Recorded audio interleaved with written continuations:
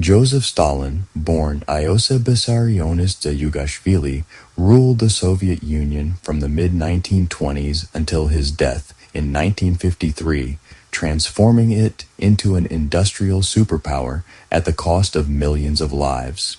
His early life in poverty-stricken Georgia shaped a ruthless revolutionary. His political career involved cunning maneuvers to seize power. His wartime leadership turned the tide against Nazi Germany, and his post-war years saw renewed terror and isolationism. Stalin's era combined modernization, paranoia, and unprecedented repression, leaving a legacy of both Soviet survival and human catastrophe. Early life in Georgia. Stalin was born on December 18, 1878, Old Style December 6, in Gori, Georgia, then part of the Russian Empire, to Bessarion Jugashvili, a cobbler, and Ekaterine Galadze, a washerwoman and devout Orthodox Christian. His father, a former serf, descended into alcoholism and domestic violence after his shoemaking business failed, beating both his wife and son. Young Ioseb, nicknamed Soso, developed a tough, vengeful streak amid this harsh home. A childhood accident, perhaps a carriage run over, left him with a permanently withered left arm, and smallpox scarred his face. Ekaterine, determined to lift her son above poverty, enrolled him in Gori's church school, 1888-1894, where he excelled academically and learned Russian alongside Georgian. She then pushed him into the Tbilisi Theological Seminary in 1894, hoping he would become a priest, but Stalin was expelled in 1899 for non-appearance after revolutionary reading. Marx, Darwin, and radical pamphlets drew him to atheism and Marxism. In Tiflis, Stalin joined the Russian Social Democratic Labor Party, RSDLP, in 1898 and aligned with Vladimir Lenin's Bolshevik faction after the party split in 1903. He organized workers, wrote pamphlets, and edited the Bolshevik newspaper Pravda, Truth, adopting the name Stalin, Man of Steel, around 1912. To fund the party, he orchestrated expropriations, bank robberies, and extortion rackets in the Caucasus, including the 1907 Tiflis bank heist that netted 250,000 rubles but killed dozens. Arrested multiple times and exiled to Siberia, Stalin escaped repeatedly, honing his skills as an underground operative. The 1917 October Revolution elevated Stalin, appointed People's Commissar for Nationalities in Lenin's first government. He helped manage the multi-ethnic Soviet state, advocating national self-determination in theory while centralizing control in practice. In 1922, Lenin appointed him General Secretary of the Communist Party's Central Committee, a seemingly administrative role that Stalin used to build patronage networks, appoint loyalists, and compile dossiers on rivals. Lenin's stroke in 1922 and death in 1924 sparked a power struggle. Stalin allied first with Lev Kamenev and Grigory Zinoviev against Leon Trotsky, then turned on them, promoting socialism in one country against Trotsky's permanent revolution and outmaneuvering rivals through bureaucratic control. By 1927, Trotsky was exiled, Kamenev and Zinoviev demoted, and Nikolai Bukharin sidelined after opposing forced collectivization. Stalin's consolidation was complete by 1929. He had transformed a party of revolutionaries into his personal instrument. Vladimir Lenin and Joseph Stalin, the first two leaders of the Soviet Union, pursued economic policies shaped by Marxist ideology, but diverging sharply in methods, goals, and human costs. Lenin's New Economic Policy, NEP, introduced in 1921, was a pragmatic retreat from rigid socialism to stabilize the economy after the Russian Civil War. Stalin's 5-year plans, launched in 1928, represented an aggressive push toward rapid industrialization and collectivization, abandoning NEP in favor of total state control.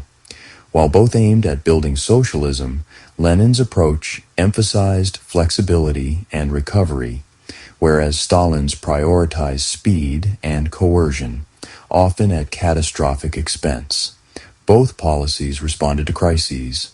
Lenin inherited the devastation of World War I, the 1917 Revolution, and the Civil War, 1918-1921, which caused famine, industrial collapse, and peasant revolts like the Kronstadt Rebellion. War communism, grain, requisitioning, nationalization, and central planning failed, leading to economic chaos and social unrest. Stalin, succeeding Lenin in 1924, faced a recovering but agrarian economy. He sought to match Western industrialization to prepare for war and achieve socialism in one country, rejecting Trotsky's global revolution. Introduced at the 10th Party Congress in 1921, NEP was Lenin's strategic retreat. It replaced war communism with limited capitalism under state oversight. Peasants could sell surplus grain after a tax in kind. Small businesses and private trade, NEPmen, were allowed. Foreign investment was encouraged via concessions. Lenin called it state capitalism, the last stage before socialism, arguing it would motivate production while funding socialism through taxes on private enterprise. NEP succeeded economically. Agricultural output recovered to pre-war levels by 1926. Industry grew modestly. Consumer goods reappeared. Politically, it preserved Bolshevik power by easing tensions with peasants, but created class tensions. NEPmen profited while workers struggled, and ideological unease among hardliners like Stalin, who criticized it for fostering nationalistic and reactionary thinking. Lenin viewed it as temporary, defending it as necessary to repair the crumbling economy. Stalin ended NEP in 1928 with the first five-year plan, 1928-1932. Targeting heavy industry, steel, coal, machinery, to build socialism rapidly. Subsequent plans, 1933, 1937, 1938, 1942, continued this with quotas set by Gosplan, State Planning Committee. Success was measured by output, not welfare. Collectivization forced peasants into kolkhozy, collective farms, liquidating kulaks, prosperous peasants, through deportation and execution. Industrialization succeeded quantitatively. USSR became a steel and tractor power, but at immense cost. Famines like the Holodomor killed millions. Labor was coerced via gulags and Stakhanovite shock work. Stalin justified it as essential for defense and communism, contrasting Lenin's caution. Lenin's NEP was pragmatic and gradual, accepting temporary capitalism to build foundations. Stalin rejected this as deviationist, demanding immediate forced transformation to overtake the West. NEP incentivized peasants with market incentives. Stalin's collectivization destroyed private farming, causing collapse and famine. NEP allowed private light industry. Plans focused on heavy industry via state directives, ignoring consumer needs. Lenin used persuasion and taxes. Stalin employed terror, purges, and camps. NEP restored growth without mass death. Plans industrialized but killed 10-20 million via famine and repression. Both were state-directed toward socialism, nationalized commanding heights, key industries, and used ideology to justify control. Lenin's Goel-Ro electrification plan prefigured Stalin's planning. Stalin's plans reversed Lenin's NEP retreat, prioritizing coercion over compromise.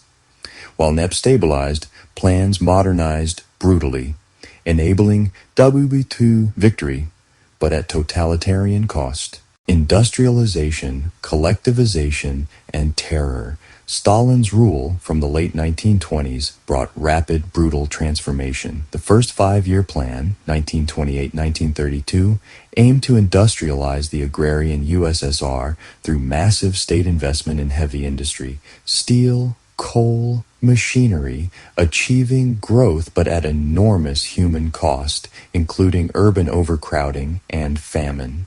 Collectivization merged peasant farms into state-controlled kolkhozy, targeting kulaks, better-off peasants, as class enemies. Resistance led to executions, deportations, and the Holodomor famine in Ukraine, 1932-1933, killing millions. The Great Purge, 1936-1938, or Great Terror, epitomized Stalin's paranoia. Triggered by Sergei Kirov's assassination, possibly on Stalin's orders, it engulfed the party, army, intelligentsia, and ordinary citizens. Show trials liquidated old Bolsheviks like Zinoviev, Kamenev, and Bukharin. Marshal Mikhail Tukhachevsky and most Red Army officers were executed, weakening Soviet defenses. The NKVD arrested 1.5 million, executing about 700,000. Gulags swelled with political prisoners. Stalin reversed course in 1938, blaming NKVD chief Nikolai Yezhov, whom is Bobby.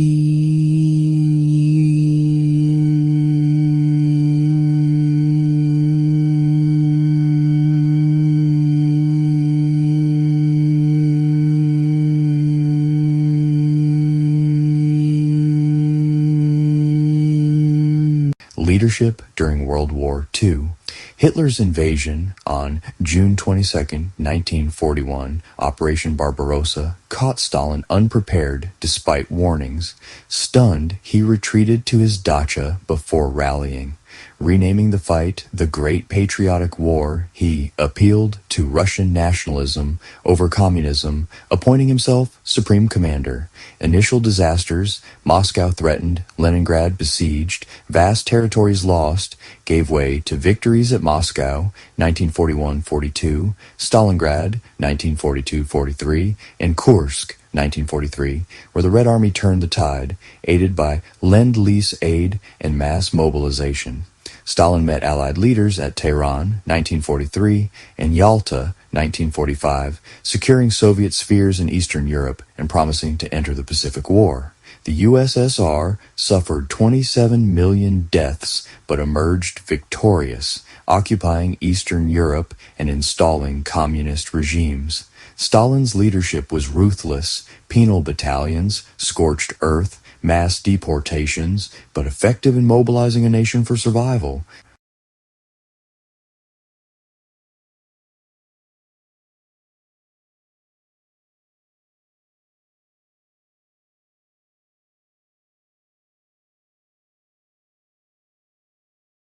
Post-war years and death. After 1945, Stalin rebuilt amid the Cold War. He purged returning POWs as traitors, consolidated the Eastern Bloc, and launched renewed industrialization while maintaining terror against cosmopolitans and Jews. The 1948-1953 doctor's plot accused Jewish physicians of plotting his murder, signaling another purge wave. A stroke in 1945 weakened him. Paranoia deepened. On March 1, 1953, he suffered a cerebral hemorrhage at his Kuncevo dacha after a party. Aides, fearing reprisal, delayed aid until March 5th, when he died. His body lay in Lenin's mausoleum until 1961.